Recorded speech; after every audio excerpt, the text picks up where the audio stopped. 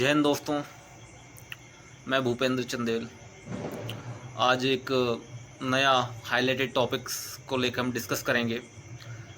जहाँ पे आप ये जो स्क्रीन पे जो तस्वीर है अभी आप देख रहे हैं, ये G20 समिट की है। यहाँ पे जो कनाडा के प्रधानमंत्री जस्टिन ट्रूडो और भारतीय प्रधानमंत्री माननीय नरेंद्र मोदी जी दोनों हाथ मिला रहे हैं। तो कुछ दिन पहले ये दोनों साथ में थे लीडर्स। अच्छी तस्वीरें भी आई G20 से कि दोनों लीडर्स साथ में हैं। लेकिन G20 समिट के कुछ दिनों बाद ऐसा क्या हुआ कि दोनों देशों के संबंध इतने बिगड़ गए कि एक दूसरे के दोनों देशों के हाई कमिश्नर्स को अपने अपने देश वापस जाने के लिए बोला गया है।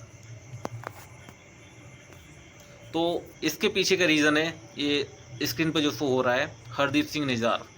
इंडियन गवर्नमेंट ने इनको टेररिस्ट, आतंकवादी घोषित किया हुआ है।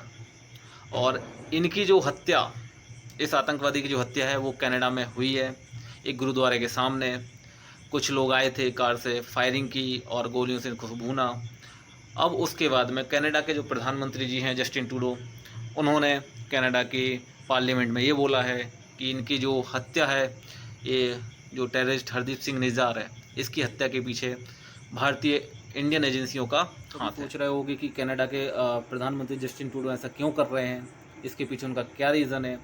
तो आपको बता दें कि कोई भी राजनेता यही चाहता है कि उसकी पार्टी हमेशा सत्ता में बनी रहे। तो कनाडा में इलेक्शंस आने वाले हैं और जस्टिन ट्रूडो को नहीं लग रहा है कि वो आने वाले इलेक्शन भी जीतेंगे। तो इस वजह से वहाँ पे सिखों की जो जनसंख्या है वो ज़्यादा है, और जो ज़्यादा सिख वहाँ पे हैं कनाडा के अंदर वो इंडियन सिख हैं। और जो खालिस्तान आंदोलन को समर्थन करते हैं, वहाँ पे प्रोटेस्ट कर रहे हैं।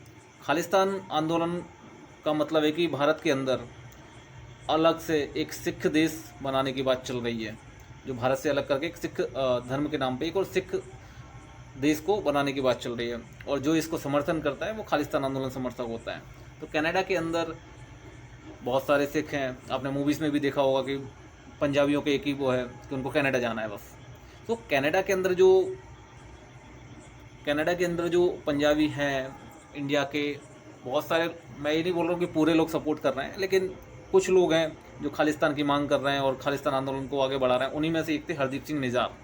अब इनकी हत्या हो गई। ये तो भारत गवर्नमेंट ने इसको टेररिस्ट बोल रखा है, क्योंकि भारत सरकार ने अगर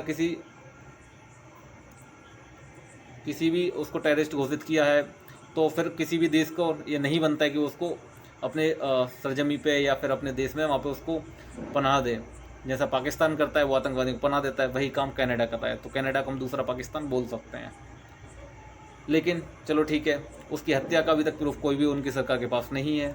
उसके बाद भी उन्होंने भारत सरकार पे एलिगेशंस लगाए हैं और इस वजह से दोनों देशों के बीच में टेंशन्स बढ़ गई है। और टेंशन्स बढ़ने के बाद में ये है कि भारत के एक हाई लेवल के जो डिप्लोमेट हैं उनको भारत वापस जाने के लिए बोला गया। अब भारत सरकार भी चुप बैठने पर नहीं थी। तो आज भारतीय विदेश मंत्रालय में जो वहाँ के हाई कमिश्नर हैं कनाडा के, जो भारत में हैं, उनको बुलाया गया और उनको सिर्फ 4 मिनट के लिए अंदर बुलाया गया। और 4 मिनट में आप समझ सकते हो कि 4 मिनट में क्या बोला होगा। उनको फटकार लगाई अच्छे से कि क्या कर रहे हो आप, मतलब गालियाँ देना आप बोल सकते हो उसमें, कि उनको अच्छे से सुनाया।